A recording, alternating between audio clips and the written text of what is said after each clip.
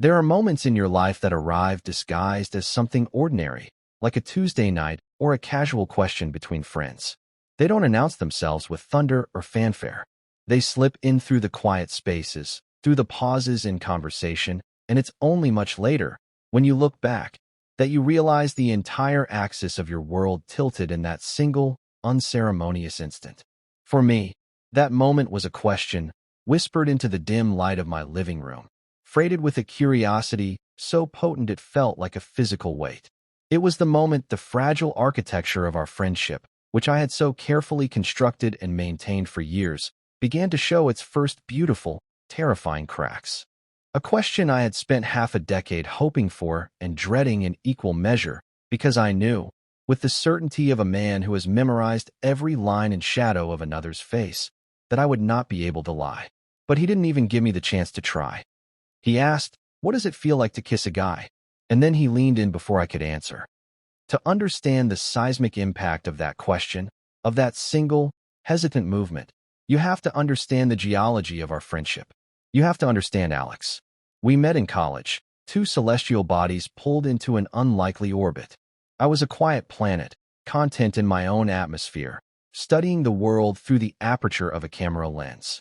My days were spent in the darkroom, coaxing images out of silver and light, finding poetry in the mundane. The way rain beaded on a window pane, the fatigue in a stranger's posture, the ghost of a smile on a passing face. I was an observer by nature, a cataloger of feelings I rarely allowed myself to experience firsthand.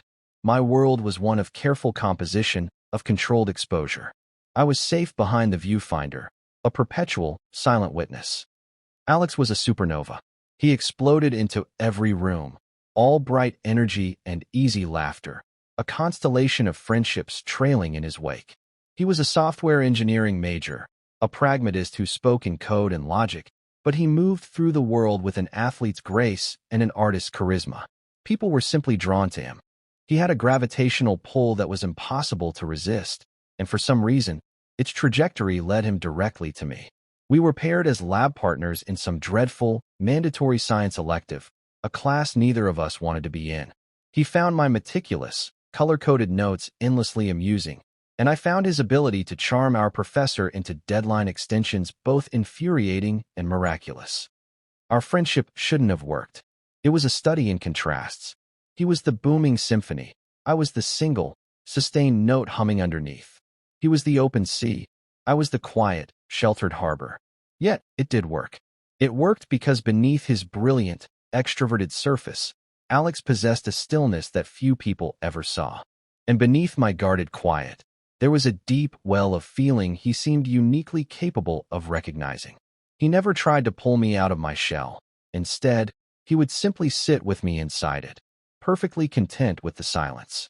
He understood, without me ever having to say it, that my quiet was not emptiness. It was during our junior year that the foundation of my carefully guarded world began to tremble. We were in my dorm room, which was more of a cluttered creative cave than a living space. Prints were pinned to every available surface. Books on photographic theory were stacked like precarious architectural models, and the air smelled perpetually of fixer fluid and dust. I was trying to mat a series of photos for a portfolio review, my hands unsteady with anxiety. The project was about liminal spaces, doorways, hallways, empty train stations at dawn, places of transition. It was deeply personal, an externalization of my own internal state of being perpetually in between. Alex was sprawled on my bed, supposedly helping, but mostly just providing a running commentary on the questionable state of my housekeeping. A new acquaintance of ours, another art student with a penchant for sharp critiques and sharper eyeliner, had stopped by. She drifted around the room, picking up prints, her expression a mask of detached judgment. She paused at the centerpiece of my series, a photo of an empty hospital corridor, the light at the far end blown out into an almost spiritual white. "It's a bit cliché, isn't it?" she'd said, her voice dripping with condescension. The light at the end of the tunnel. Very obvious. A familiar cold shame washed over me. It was the fear of every artist, to be seen, and then to be dismissed. I felt my throat tighten, the carefully constructed walls of my confidence turning to dust. I mumbled something about it being a work in progress, my eyes fixed on the cutting mat in front of me, unable to meet her gaze. But before I could fully retreat into myself, Alex's voice cut through the air, calm and clear. He hadn't even sat up. "I don't think it's a tunnel," he said, his eyes on the print. "It's a doorway. And it's not about what's at the end. It's about the feeling of standing on the threshold, not knowing if you have the courage to step through. It's about the choice." The other student blinked, taken aback. She hadn't expected the engineering jock to have an opinion, let alone one so articulate. She offered a weak shrug and changed the subject. But I barely heard her. I was frozen, staring at Alex. He had looked at my photograph and seen not just the image, but the intention. He had seen me. He had translated my silent, visual language into words, and, in doing so, had defended a part of me I didn't even know how to defend myself. In that moment, something shifted irrevocably. The quiet, platonic affection I held for him began to develop, like a photograph submerged in chemistry, revealing a depth and color I hadn't anticipated. It was the beginning of a love I knew I could never speak of, a door I knew I could never walk through. So I became an expert in the art of loving from a distance. I photographed him, of course, not in a creepy, hidden way, but openly. He was a willing, if sometimes goofy, subject. But my favorite photos were the candid ones. Alex, head thrown back in laughter at a joke someone else told. Alex, brow furrowed in concentration as he tried to fix my perpetually broken toaster.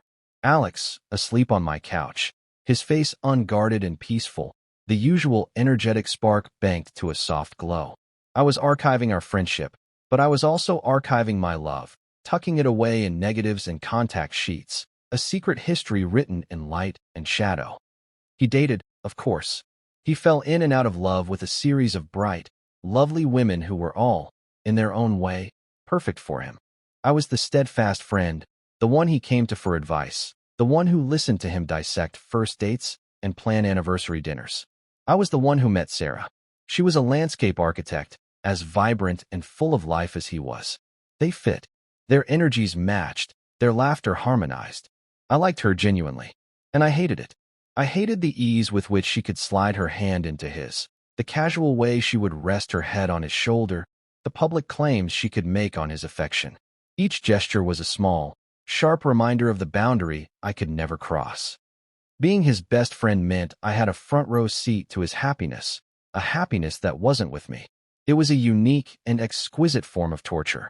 It was like being an architect who designs a beautiful home for someone else, knowing you will never be invited to live in it. You know every secret corner, every load-bearing wall, every window that catches the morning light, but you can only ever stand on the outside and look in. My love for him became a room inside myself that I kept permanently locked.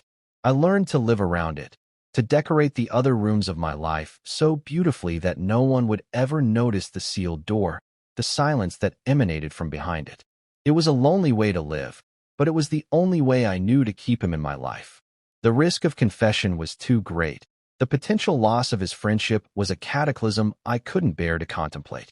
So I stayed quiet, the faithful observer, the keeper of secrets, mine most of all. The shift began not with a bang, but with a slow, grinding dissolution. Alex and Sarah's relationship, which had seemed as solid as granite, started to erode. It wasn't one big thing, but 1,000 tiny fractures. He was traveling more for work, launching a new software platform for a consulting firm that demanded his constant presence in different cities. She was trying to establish her own business, pouring all her energy into blueprints and client meetings. The time zones and missed calls and rescheduled dinners began to pile up like silt, slowly choking the life out of their connection. I watched it happen from my usual vantage point, the periphery. I heard the strain in his voice during late-night calls from hotel rooms that all looked the same. I saw the forced brightness in Sarah's smile when she'd show up to a gathering alone, explaining that Alex's flight was delayed again. I felt a guilty, shameful pang of hope, a feeling I immediately suppressed. I was his friend first. My role was to be the anchor, the constant. So I listened. I offered neutral, supportive platitudes. I was a sounding board, a blank wall against which he could throw his frustrations and anxieties, knowing they would not bounce back with judgment. He never explicitly complained about Sarah, nor she about him. It was more a litany of logistical nightmares and mounting exhaustion. It was the sound of two people trying to run a marathon hand in hand, only to find themselves slowly being pulled in opposite directions. The end, when it came, was quiet and civilized, which was somehow more devastating. There was no dramatic fight, no slammed doors, just a conversation over coffee that ended with the mutual, heartbreaking acknowledgement that they were building separate lives. Alex called me the night it happened. He was back in town, standing in the apartment they had shared, a space that was now just a collection of objects and memories. His voice was hollow, stripped of its usual warmth. "She's gone," he said. "Just that." "Do you want me to come over?" I asked, already grabbing my keys. "No," he said, his voice cracking slightly. I don't want to be there. Can I come to your place?" It was the first tremor. He had a dozen other friends, people who would have dropped everything to sit with him, to take him out for a drink, to distract him. But he chose my quiet, cluttered apartment. He chose my silence. When he arrived, he looked like a photograph that had been left in the developer for too long, the edges blurred, the details faded. He carried with him an aura of profound weariness, the kind that settles deep in the bones. He didn't want to talk about it, not really. He just sank onto my worn-out sofa, the one with the permanent indentation from the countless hours we'd spent there, and stared at the opposite wall. I didn't press. I made him a cup of tea, the way I always did, and put on a movie we had both seen 100 times, a mindless action film that required no emotional investment.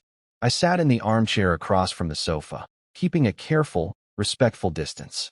I was trying to honor the boundary, to be the friend he needed. But as the movie played on, its explosions and car chases a meaningless backdrop to the heavy silence in the room, I watched him. I watched the tension in his jaw, the way his hands were clenched in his lap. He seemed adrift, untethered from the person who had been his primary mooring for 3 years. About an hour in, he spoke, his voice quiet. "Is it okay if can I lie down for a bit?" "Of course," I said, my heart constricting. "The whole couch is yours." He shifted, stretching out his long frame, his head resting on the arm of the sofa. He closed his eyes, and for a while, I thought he had fallen asleep. The credits of the movie began to roll, and I made a move to get up, to turn it off and retreat to my bedroom, to give him space. But his voice stopped me, thick with impending sleep. "Leo? Yeah. Don't go. Just stay for a bit." It was a plea, a small, vulnerable request that landed in the quiet room with the force of a physical blow. It was the first time he had ever asked me for something that wasn't advice or a practical favor. He was asking for my presence as a comfort, as a shield against the loneliness that was undoubtedly waiting for him in the dark. So I stayed. I sat there in the armchair for hours, long after his breathing had evened out into the slow, steady rhythm of deep sleep. I watched the blue light from the television screen play across his face, tracing the lines of a grief he was too exhausted to perform. And I felt the walls of that locked room inside me begin to groan under a new and unfamiliar pressure. He was sad, he was heartbroken, and he had come to me. The thought was both a comfort and a quiet agony. That night was the beginning of the ritual. It wasn't a conscious decision on either of our parts. It was an organic, unspoken evolution. A few days later, he texted me after a long day at work. His own apartment felt too big, too empty. The silence, there was a different kind of silence than the one in my place. His was an absence, mine was a presence. He asked if he could come over and just decompress. That soon became his default setting. After a grueling day of meetings or a frustrating call with a client, his car would just appear in my parking spot.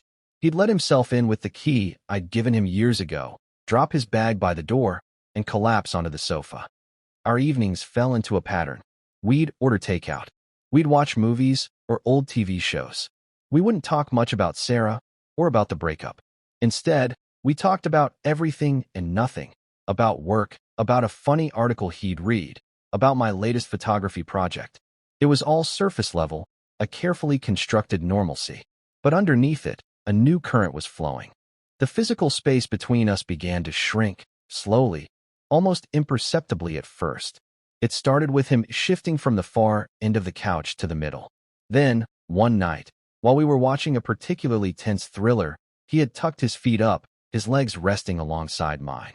I remember the inferno of awareness that shot through me at the simple point of contact between his ankle and mine.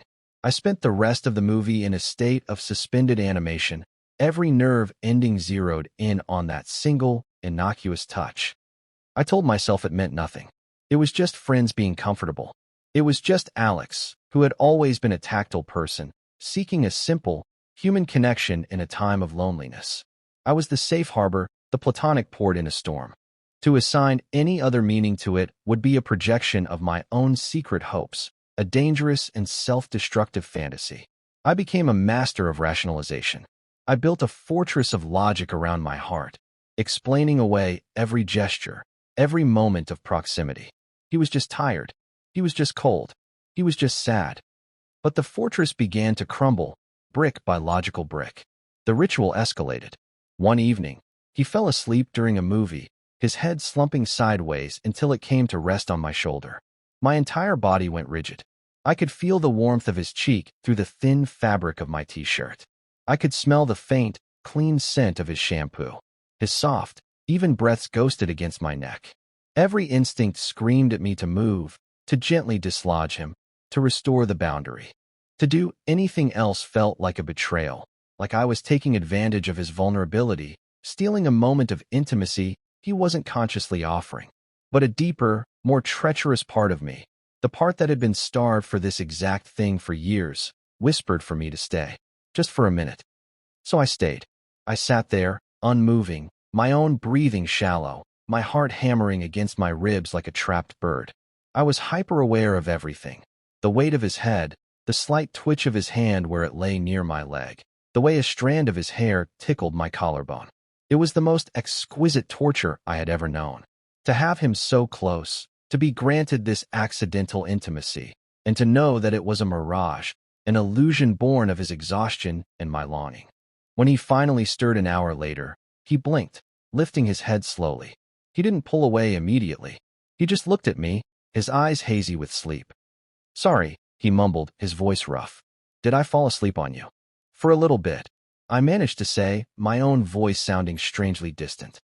He just nodded, a faint, unreadable expression on his face, before sinking back against the cushions, leaving a phantom warmth on my shoulder. He didn't seem embarrassed. He didn't apologize again. He just accepted it. And the next time it happened, a few nights later, it felt less like an accident and more like an inevitability. His head would find my shoulder, and I would no longer freeze. I would simply accept the weight of it, allowing my own body to relax into the contact. It became our new normal. The couch, once a space with a clear dividing line, was now a shared territory. It was our island, a place where the rules of the outside world seemed to fade away. I began to live for those evenings. My own work, my own life, became secondary, a prelude to the moment his key would turn in the lock. The ritual was the focal point of my day, the anchor around which everything else revolved. I was a scientist studying a bizarre and beautiful new phenomenon, taking meticulous mental notes. I learned the topography of his sleep, the way his breathing would start to deepen about 20 minutes into any movie with subtitles, the slight frown that would appear between his brows when he was dreaming, the way his hand would sometimes unclench and his fingers would brush against my thigh. Each event was a data point that I would analyze for hours after he'd gone home, or, on the nights he was too tired to drive, after he'd retreated to the spare room I'd set up for him. That spare room was another boundary, another piece of architecture in our carefully constructed world. It was a clear statement, this far and no further. The couch was a liminal space, a gray area of sleepy, deniable comfort. The bedroom was a definitive line. He had his space, and I had mine. But even that began to feel permeable. One night, after he'd said goodnight and disappeared down the hall, I heard his door creak open a few minutes later. "Leo," he called out softly. I was in the kitchen, washing our dinner plates, my mind already replaying the feeling of his arm pressed against mine for the last 2 hours. "Yeah," I replied, turning off the water. He appeared in the doorway of the kitchen, looking hesitant. "My door, it doesn't latch properly. It keeps swinging open." I dried my hands and went to look. It was an old house, with old, temperamental doors. I jiggled the knob, and sure enough, the latch didn't quite catch in the frame. "It does that sometimes," I said. You have to pull it really hard. He tried, yanking it shut, but a moment later it drifted open again with a soft groan. He looked at the door, then at me, a strange expression on his face. It wasn't frustration. It was something else, something I couldn't decipher. It looked almost like a question. "Just leave it," he said finally, with a small shrug. "It's fine." He went back into the room, and the door remained ajar, a dark slash in the dim light of the hallway. From my own room, I could see that sliver of darkness, and I knew he could see the light from my reading lamp. The open door was a violation of the unspoken rule, a breach in our carefully maintained separation. It felt symbolic, a physical manifestation of the blurring lines between us. It was an invitation, but into what? I didn't know. Was it an invitation for me to close it for him? Or an invitation to something else? I laid in my bed for over an hour, my heart racing, staring at that strip of darkness. Every sane part of me screamed that it was just a broken door, a sticky latch, a mundane architectural flaw. But the part of me that had been living on scraps of hope, the part that had memorized the rhythm of his breathing, saw it as a signal, a gesture. He was lonely. He was leaving the door open. My mind spun, creating entire narratives, entire futures, out of that simple 6-inch gap. I imagined getting up, walking to his room, and just standing in the doorway. I imagined him seeing me and patting the empty side of the bed. It was a dangerous, intoxicating fantasy. And it was just that, a fantasy. I was projecting my own desires onto a broken piece of hardware. I was building a palace on a foundation of wishful thinking. With a deep, painful breath, I forced myself to turn away, to face the wall, to shut down the torrent of hope and fear. "It's just a door," I told myself, over and over, like a mantra. "It doesn't mean anything." But the door was left open the next time he stayed. And the time after that. It became part of the ritual. The couch, the movie, the slow drift into sleep, his head on my shoulder, and then the retreat to our separate rooms, connected only by that sliver of open space. The silence in the apartment at night was no longer empty. It was charged, humming with unspoken questions, with the potent possibility contained in that unlatched door. I was living in a state of perpetual, low-grade tension, a constant thrum of anxiety and yearning. I was a photographer waiting for the perfect light, knowing it might never come, but unable to put my camera down. I was caught in the threshold Alex had described when looking at my photograph all those years ago, and I didn't know if I had the courage to step through. I didn't even know if the door was meant for me. The ritual of the couch became the central pillar of my existence. It was a fragile, beautiful, and agonizing routine that I both craved and feared. My apartment, once my solitary sanctuary, transformed into a diorama of our shared life, a stage set for our quiet, nightly play. The indentation on the sofa became deeper, a permanent record of our proximity. I found myself buying his favorite brand of tea, stocking the fridge with the sparkling water he liked, small, unconscious acts of domesticity that felt both natural and treacherous. I was nesting, not for myself, but for him, for us, for this ambiguous thing we were building in the ruins of his old relationship. My photography suffered. I couldn't seem to find focus on anything outside the four walls of my living room. The world beyond felt muted, desaturated, compared to the vibrant, high-stakes drama unfolding on my sofa every night. Each evening was a subtle variation on a theme, a new verse in a song I was desperately trying to understand.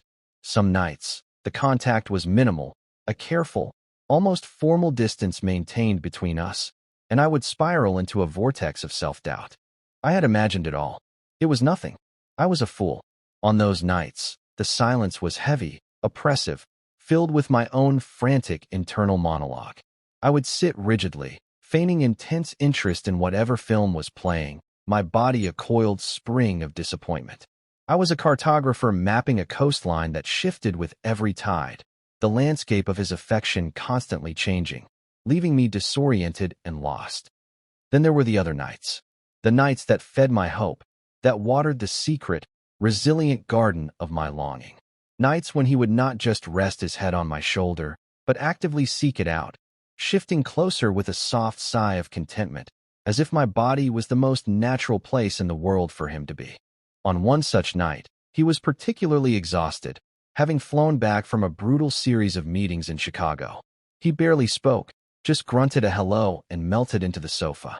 He was asleep within minutes, his head on my lap this time, his body curled towards me like a child seeking warmth. His hand, which had been resting on his own chest, slipped down in his sleep, his fingers coming to rest, open and relaxed, on my stomach. The touch was electric. It was different from his head on my shoulder or our legs pressed together.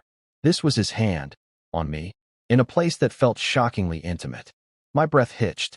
I looked down at his fingers, long and capable, lying so trustingly against me. I could feel the faint warmth of his skin through my shirt.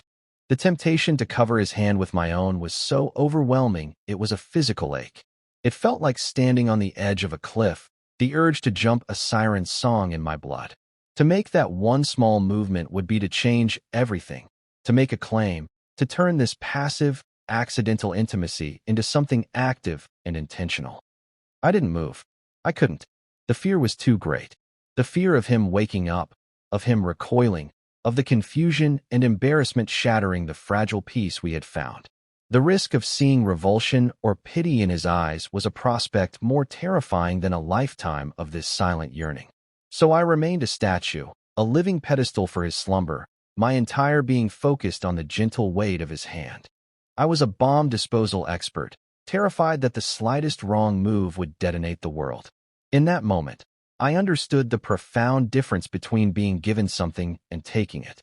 He was giving me his trust, his vulnerability, but he was not giving me his heart, and I could not bring myself to take what was not freely offered. The open door to his room continued to be a silent character in our nightly drama. It was a constant, maddening variable. I started to see it as a test, a riddle I was meant to solve. Was I supposed to close it, to reinforce the boundary he was too tired or sad to enforce himself? That felt like a rejection, like pushing him away when he was at his most fragile. Or was I supposed to leave it open, to honor his silent request for connection, for the knowledge that he was not alone in the dark? That felt like complicity in a fantasy, like agreeing to play a game whose rules I didn't understand. One night, I was startled awake from a light doze by a sound from the hallway. I sat up, my heart pounding, listening to the quiet of the apartment. Then I heard it again, a soft, muffled sob. It was coming from his room. The sound pierced through me, sharp and painful. It was the first time I had heard him cry since the breakup. He had been so stoic, so determined to just keep moving, to just decompress and not dwell. But grief is a patient hunter. It finds you in the dark, in the quiet moments when your defenses are down. My first instinct was to go to him, to walk through that open doorway, to sit on the edge of his bed, to put a hand on his back, to offer what little comfort I could. It's what a friend would do. But I was paralyzed. My love for him had complicated everything. Any gesture of comfort I made would be colored by my own feelings, tainted by my secret longing. It wouldn't be a pure act of friendship. It would feel like a lie, like I was using his pain as an opportunity. The thought filled me with a deep and profound self-loathing. What kind of friend was I, that I couldn't even comfort him without it being about me? So I stayed in my bed, listening to the muffled sounds of his sorrow, my own tears silently tracking down my temples and into my hair. I felt like a coward, a fraud. The architect who designed the beautiful house, now standing outside in the rain, listening to the owner weep inside, unable to even knock on the door. I was trapped by the very love I was trying to conceal. It had become a cage, preventing me from being the friend he actually needed in that moment. The silence that eventually felt heavier, more desolate than ever before. The open door was no longer a symbol of possibility. It was a monument to my own failure, a gaping wound in the fabric of our friendship. The next morning, he emerged from the room looking haggard, his eyes red-rimmed and puffy. He avoided my gaze, heading straight for the coffee pot. The air between us was thick with the unspoken events of the night. I wanted to say something, to acknowledge his pain, to apologize for my inaction. But the words wouldn't come. What could I say? I heard you crying, and I was too much of a mess to do anything about it. He finally broke the silence, his back still to me as he poured coffee into a mug. Sorry if I, kept you up last night, he said, his voice rough. You didn't. I lied, my voice gentle. Is everything okay? It was a stupid, pointless question. Of course, everything wasn't okay. He took a long sip of his coffee before turning to face me. He leaned against the counter, the mug held in both hands like a shield. I had a dream about Sarah, he said, his eyes fixed on a point somewhere over my shoulder. We were just making breakfast, like we used to. And then I woke up, and the apartment was so quiet, he finally met my eyes, and what I saw there was not just sadness, but a deep, gut-wrenching loneliness. It's the quiet that gets you, he whispered. I know, I said, and it was the truest thing I had ever said to him. I knew about the quiet. I had been living in it for years. That confession seemed to subtly shift the atmospheric pressure between us. It was an admission of the real reason he was here, night after night. It wasn't just about the convenience or the free movies. He was running from the silence. He was running from the ghost of a life he had lost. And my apartment, my presence, was his sanctuary. The knowledge was a heavy weight, a responsibility I felt ill-equipped to carry, especially when my own feelings were so tangled and fraught. But it also clarified my role. I was the keeper of the quiet. My job was to fill the silence not with noise, but with a steady, unassuming presence. The ritual continued, but it felt different now. Less ambiguous, more purposeful. His need was no longer a subtext I had to decipher. It was a stated fact. The physical closeness felt less accidental, more intentional. He was not just falling asleep on me. He was choosing to. He was choosing my proximity over his own lonely bed. He was choosing the warmth of a body next to him, even a platonic one, over the cold emptiness of being alone. And I, in turn, chose to provide that comfort, to sit still and be his anchor, even as it tore me apart inside. I was learning to live in the liminal space, to find a strange sort of peace in the unresolved tension. I was the lighthouse keeper, tending a light for a ship I knew would never dock in my harbor, content just to know it was safe in the waters I watched over. The hope hadn't vanished, but it had changed. It was no longer a sharp, painful yearning for more, but a soft, quiet gratitude for what I had. This strange, beautiful, heartbreaking intimacy was more than I had ever thought I would get, and I was terrified of the day it would end. The breaking point, the moment the carefully managed tension finally snapped, arrived on a Tuesday. It was a day like any other, which is, I suppose, how these things always happen. There was a chill in the air that hinted at the coming autumn, and the sky was a flat, melancholy gray. Alex had spent the day in a series of tense, back-to-back video conferences, trying to salvage a project that was spiraling out of control. When he finally arrived at my apartment that evening, he was radiating a frantic, wired energy, a stark contrast to his usual exhausted collapse.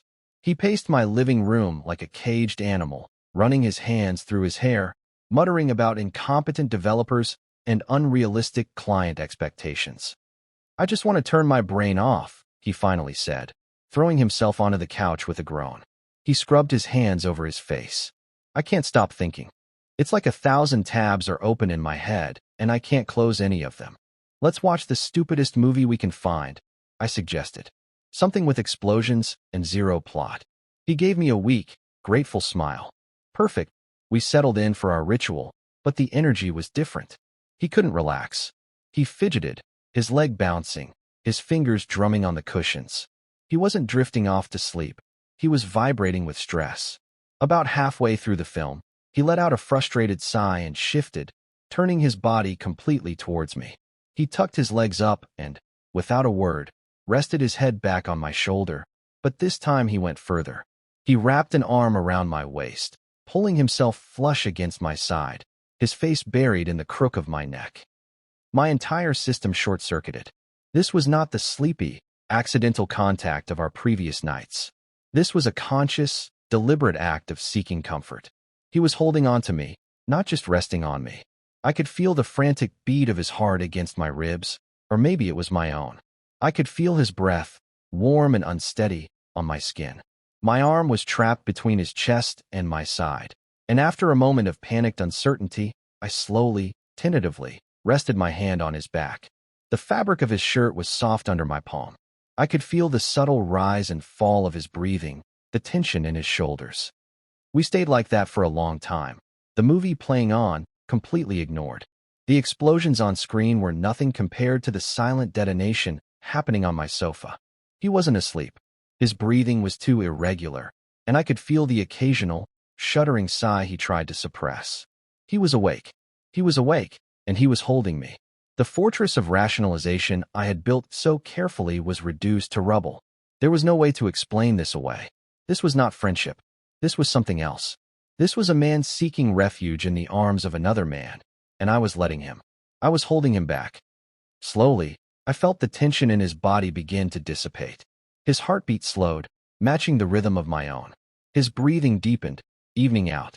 The hand on my back, which had been resting stiffly, relaxed.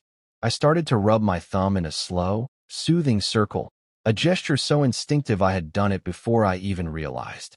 He responded with a soft noise, a sound of pure, unadulterated comfort, and seemed to press himself even closer. The locked room inside me, the one where I had stored my love for him for all these years, didn't just groan. The door splintered. It burst open. The feelings I had kept so carefully contained flooded my entire being. The yearning, the tenderness, the terror, the hope. It was overwhelming.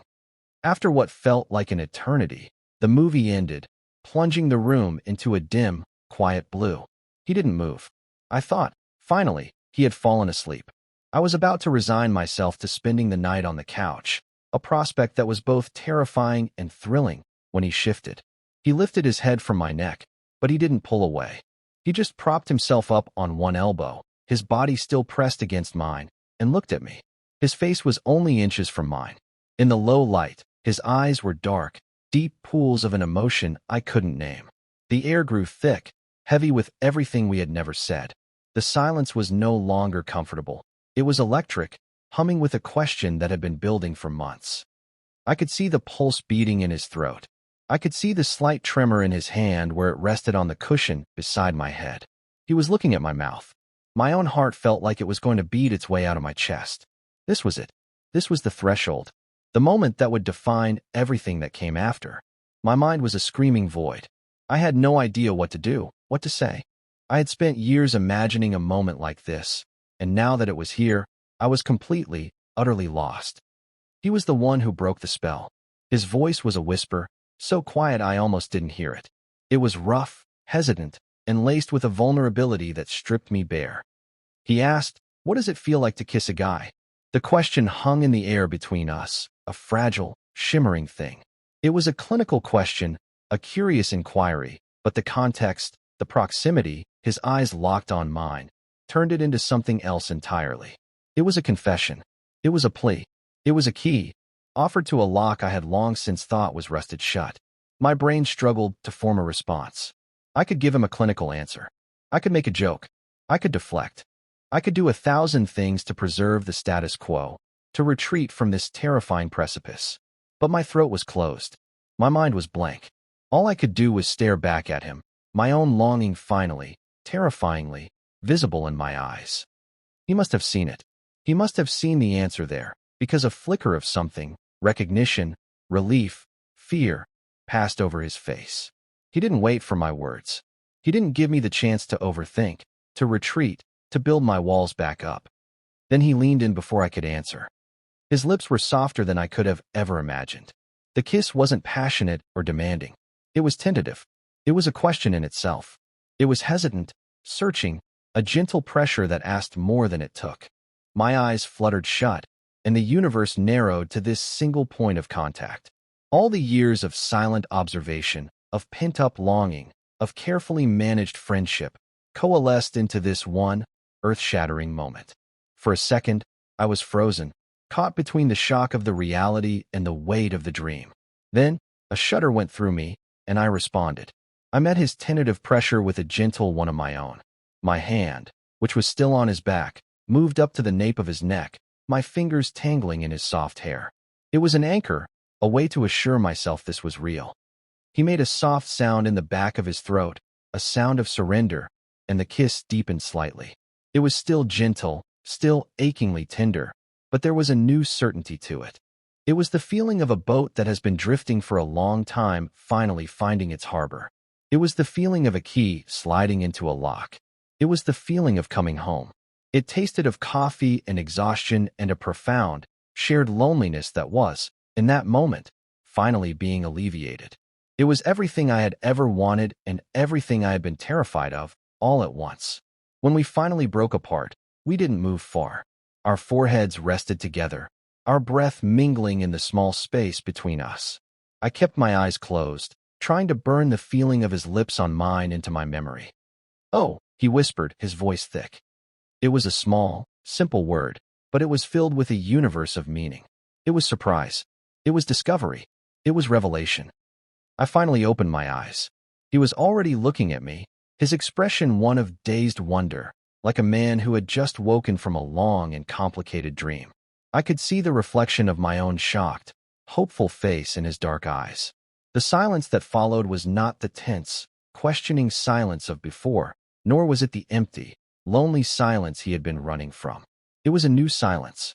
It was full, peaceful, and shimmering with a truth that had finally been spoken, not in words, but in a simple, gentle touch. The aftermath was not the explosion of clarity I had hoped for. Instead, it was a slow, confusing retreat, like a tide going out, leaving behind a shoreline of debris and uncertainty. The beautiful, crystalline moment of the kiss shattered almost immediately. Alex pulled back, not just physically, but emotionally. He sat up, running a hand over his face, and the dazed wonder in his eyes was replaced by a flicker of panic. He wouldn't look at me. The intimate space we had created, that small bubble of shared breath and silent understanding, popped. The air in the room rushed back in, cold and heavy with complication. I should go," he stammered, not a suggestion, but a declaration. He was already on his feet, grabbing his keys from the bowl by the door, his movements jerky and uncoordinated. "Alex," I said, my voice quiet, but he was already opening the door. "I'm sorry," he mumbled, his back to me. I'm tired. I shouldn't have." And then he was gone. The door clicked shut behind him, and the silence he left in his wake was the worst kind I had ever experienced in that apartment. It was a jagged, echoing void. I sat on the couch, my lips still tingling, my body still humming from his closeness, and felt a cold dread seep into my bones. I had misinterpreted everything. The kiss hadn't been a revelation for him. It had been a mistake. A moment of stress-induced, grief-fueled confusion. I was not the harbor. I was just a convenient, temporary sandbar he had washed up on, and now the tide had come back in and he was gone, leaving me stranded. The following days were a special kind of hell. My phone, which had been a constant source of connection to him, became a silent, mocking rectangle of glass. My texts, cautious, casual inquiries about his well-being, went unanswered. I saw the read receipt, a small, cruel confirmation that he was on the other end, seeing my words and choosing to ignore them. He didn't come over. The indentation on the couch seemed to mock me. The spare room door, which I had closed firmly, felt like a tombstone. The entire apartment, which had been our shared sanctuary, now felt like a crime scene, haunted by the ghost of a single, catastrophic kiss. I cycled through a brutal emotional gauntlet. First came the hurt, a raw, gaping wound. He had initiated it. He had asked the question. He had leaned in. And now he was treating me like a shameful secret, a mistake to be erased. Then came the anger, a hot, protective fury. How dare he? How dare he open that door inside me, only to slam it shut in my face? How dare he use my affection as a temporary balm for his own loneliness, and then discard me when it became too real? But the anger always dissolved into a deep, pervasive self-blame. I had been foolish.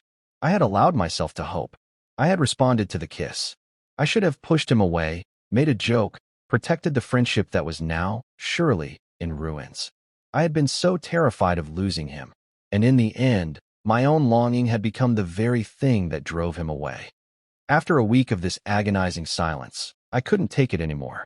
The uncertainty was eating me alive. I would rather have a definitive, painful ending than this slow, torturous fade to black. I needed to know where I stood, even if it was on ground that was about to crumble beneath my feet. I drove to his apartment. It was the first time I had been there since his breakup with Sarah.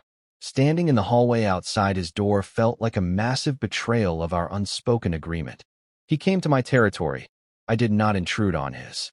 But the rules had changed. The game was over. I knocked, my heart hammering against my ribs. It took him a long time to answer. When the door finally opened, he looked terrible. He was unshaven, wearing the same crumpled t-shirt I'd seen him in a week ago, and his eyes were shadowed with sleeplessness. He looked surprised, and then cornered. "Leo," he said, his voice flat. "Can I come in?" I asked, my own voice steadier than I felt. He hesitated for a fraction of a second, then stepped back, letting me pass. His apartment was neat, sterile, and impersonal. It looked like a hotel room, a place where someone was staying, not living. There were boxes in one corner, half unpacked or half packed. I couldn't tell. The silence here was different from the silence in my apartment. It was an empty, sterile silence, devoid of warmth or history. It was the silence he had been running from. "What are you doing here?" he asked, not turning to face me. He walked over to the window and stared out at the city. "You've been ignoring me," I said, stating the obvious. I wanted to know why. He let out a short, bitter laugh. "Isn't it obvious? I made a mistake, Leo. I was stressed, and I was lonely, and I crossed a line. I'm sorry. I screwed up our friendship." Every word was a hammer blow, confirming my worst fears. He was writing it off. He was reducing that moment, which had felt so profound and real to me, to a symptom of his own weakness. The hurt was so sharp it almost stole my breath. But then, something else rose up to meet it: frustration. Not the hot, directionless anger of before, but a cold, clear frustration with his cowardice. I had spent years being the quiet observer, the passive recipient of his moods and needs. But not anymore. That person had died on the couch a week ago. Was it a mistake? I asked, my voice low and intense. Or are you just scared? He flinched, but didn't turn around. I don't know what you're talking about. Don't you? I took a step closer. You can't just kiss someone like that, Alex, and then pretend it was nothing. It wasn't nothing to me. And I don't think it was nothing to you, either. You're just too terrified to admit it. He finally turned to face me, and his eyes were filled with a chaotic mix of anger, fear, and a deep, pleading vulnerability. What do you want me to say? That I'm confused? That I don't know what I'm doing? I just got out of a 3-year relationship with a woman I thought I was going to marry. My life is a complete mess. And then I did that. I don't know what it means. I don't know who I am right now. Then stop running away and figure it out. The words came out louder than I intended, echoing in the sterile room. But you don't get to do it at my expense. You don't get to use me as your emotional lifeboat and then abandon ship the second we hit real water. My feelings are not a temporary fix for your loneliness, Alex. The confession hung in the air between us, my own feelings, finally, explicitly stated. His face crumpled. The anger drained away, leaving only a raw, painful honesty. Your feelings? He whispered, his voice cracking. Leo, I didn't know. Of course you didn't know, I said, my voice softening, the frustration giving way to a weary sadness. I never said anything. I was too scared of losing you. The same way you're scared right now. We stood there in the silence. The truth of our shared fear finally laid bare between us. He looked at me, really looked at me, as if seeing me for the first time. He saw not just the steadfast friend, the quiet observer, but the man who had been in love with him for years. And I saw not the confident supernova, but a man who was lost, terrified, and profoundly lonely. I'm sorry, he said again, but this time it was different. It wasn't a dismissal. It was an apology. A real one. I'm so sorry, Leo. I've been such an idiot. I was scared. You were right. It wasn't nothing. It was the first thing that's felt real in months. And that terrified me. He took a hesitant step towards me. I don't know what it means or where it goes, but I don't want to lose you. You're the most important person in my life. And I ruined it. You haven't ruined it, I said, my voice thick with emotion. But you have to stop running. From me and from yourself. He closed the remaining distance between us, his movements slow, deliberate. He didn't kiss me. He just reached out and wrapped his arms around me, pulling me into a hug that was tight, desperate, and deeply apologetic. I buried my face in his shoulder, inhaling the familiar scent of him, and hugged him back just as tightly. It wasn't a hug of passion or even of romantic love. It was a hug of profound, exhausted relief. It was the hug of two people who had been lost in the same wilderness, finally finding each other in the dark. We stood there for a long time, holding on, two broken pieces finally, tentatively, fitting together. The path forward was unclear, shrouded in fog, but for the first time, we were facing it together.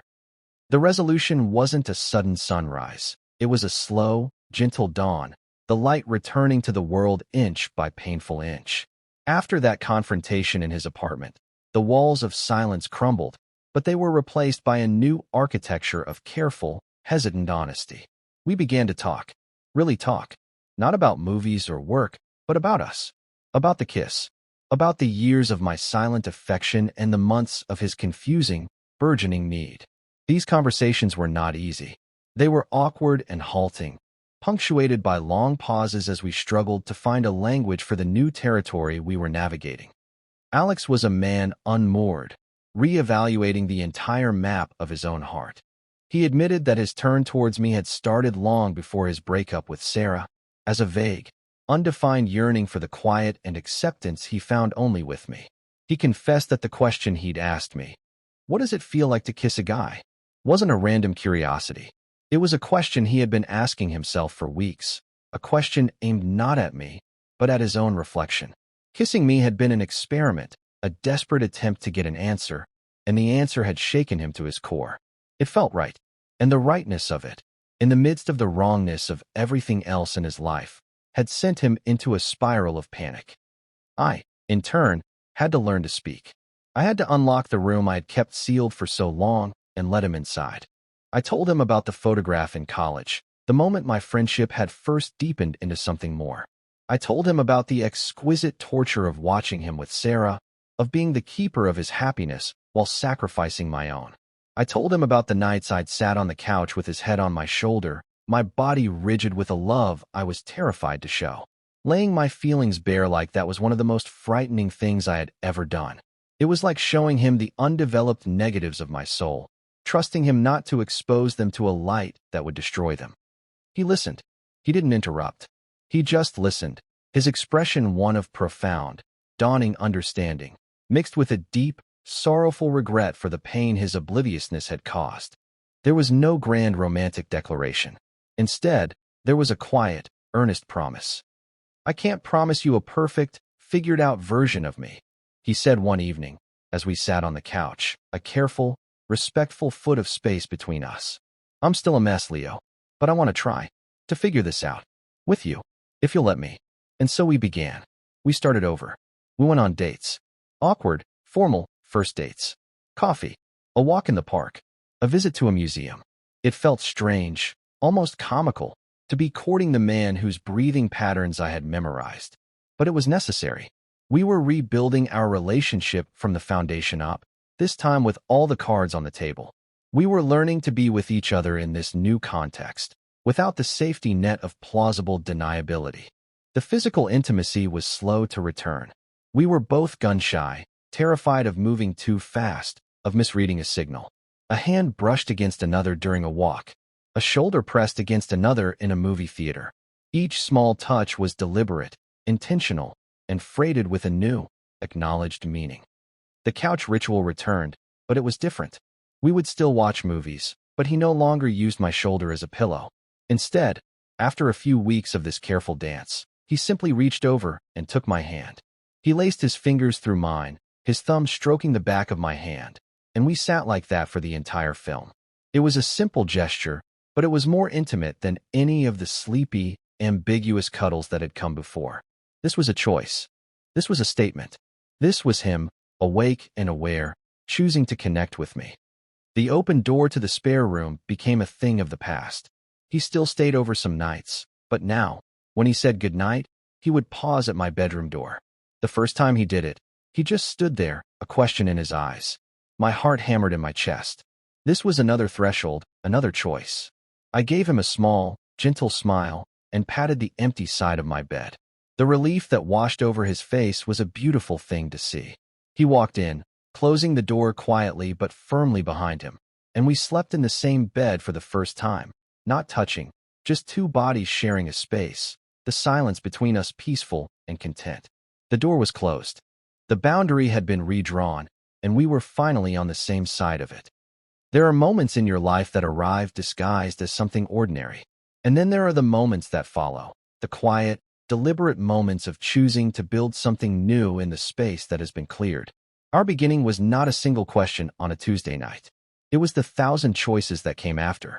The choice to be honest. The choice to be patient. The choice to reach for a hand in the dark. It was the slow, careful process of developing a new picture of us, not in a darkroom with chemicals and light, but in the everyday spaces of our lives, with truth and with time. We began to heal, not just from his breakup, but from my years of silence, in the beautiful, honest quiet we had finally learned to create together.